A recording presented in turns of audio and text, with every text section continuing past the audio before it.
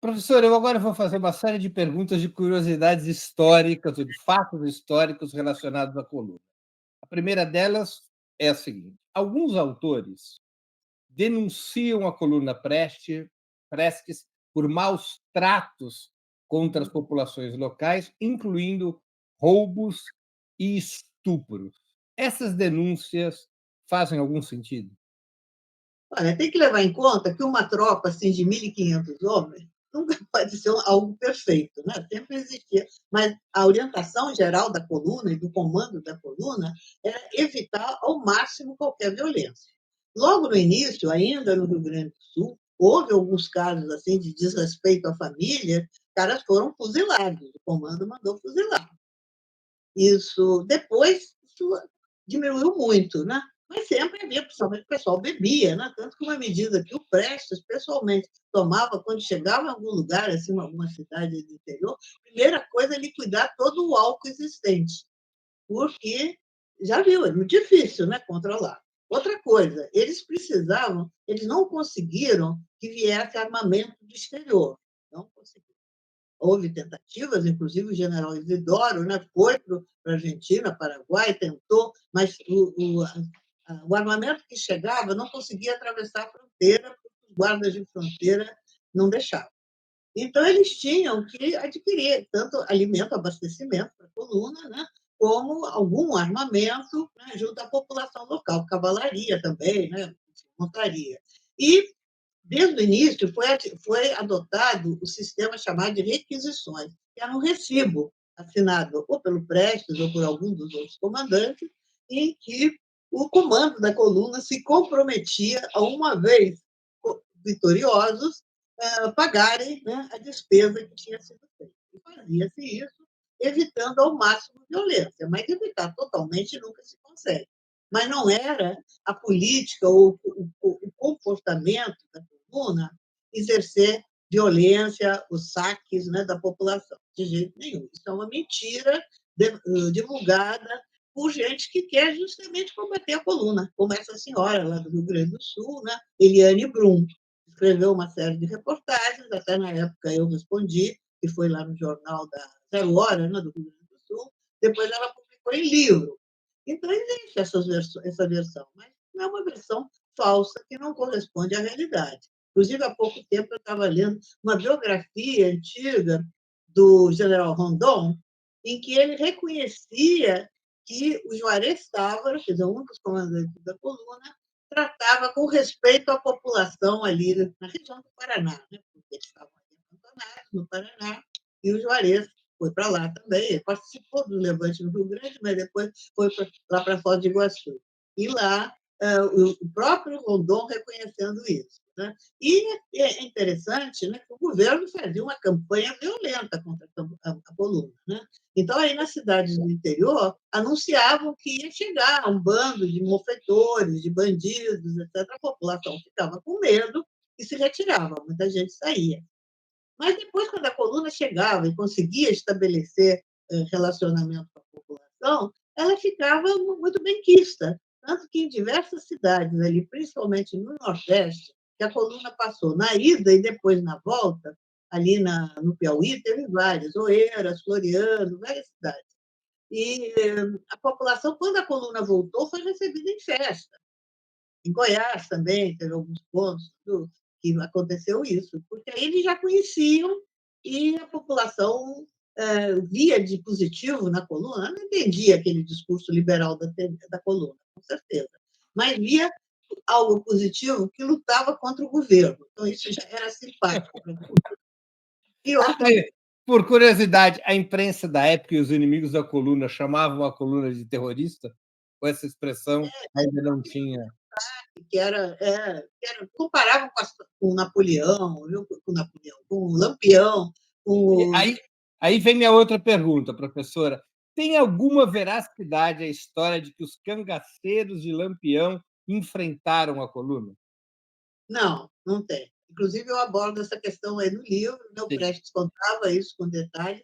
Quer dizer, o governo, através de um deputado lá do Ceará, né? O Floro Bartolomeu, era o nome dele, isso, contataram o padre Cícero e convenceram, deram dinheiro para o padre Cícero, né, para chamar o Lampião, com o pessoal dele, e combater a coluna. E o padre Cícero fez isso, o Lampião foi lá com a tropa dele e recebeu dinheiro, armamento, né? E ainda o título de capitão do Exército. Tudo isso foi dado ao Lampião, com grandes homenagens e tal. Mas o Lampião não atacou a coluna.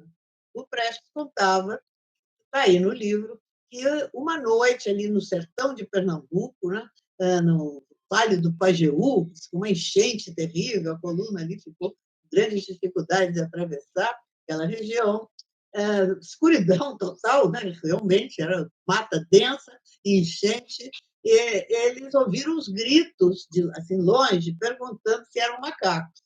Macaco era a polícia, né?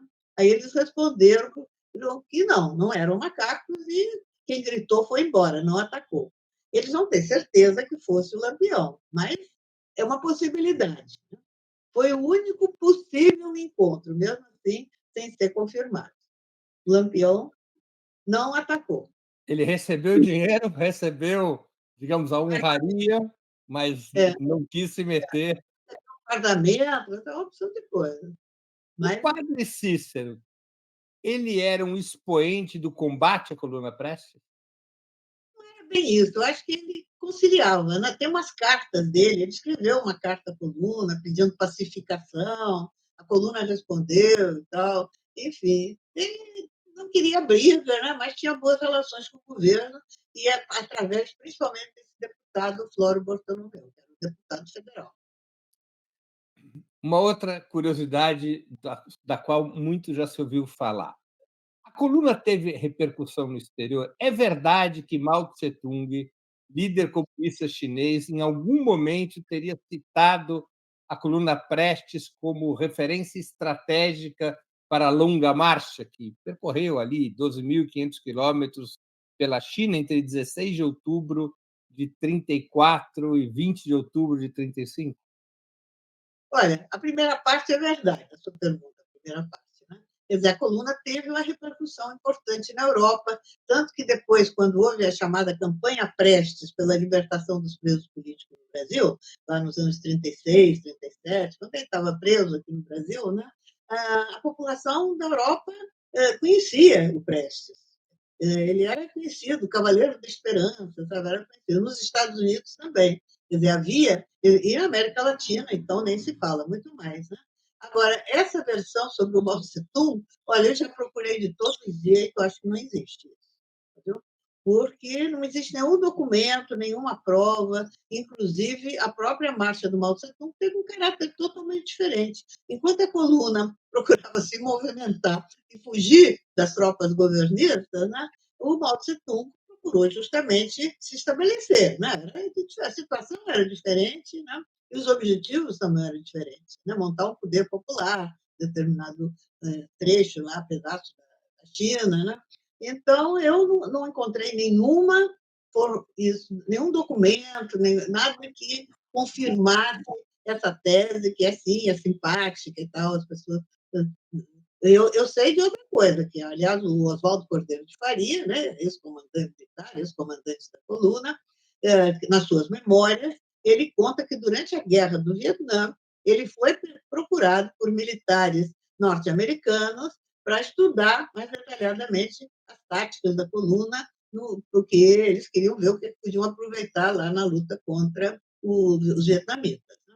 Isso deve ser verdade, que o Cordeiro de Farias conta isso. Professora, eu tive a oportunidade de entrevistar 2 ou 3 vezes a Fidel Castro, e numa das entrevistas ele revelou, ele mostrou conhecer com razoável detalhe toda a história da coluna. Já tinham me falado isso também. O E Chaves ele conhecia o livro O Diário do Lourenço. foi divulgado por aí. Eu sei que o Chaves, eu estive na Venezuela em 2010, e estive, inclusive, pessoalmente, assim, com o Chaves, lá num determinado momento, até presenteei a minha primeira edição do livro a ele, e ele disse que ele era um militar prestista, que quando jovem, né, tinha lido, né, a história da coluna, o livro do Jorge Amado. O livro do Jorge Amado tem É uma verdade. participação grande, mais do que o do Lourenço. Aliás, por falar no livro do Jorge Amado, da onde vem o apelido Cavaleiro da Esperança? Não foi o Jorge Amado utilizou. Esse, esse apelido foi criado em 1928.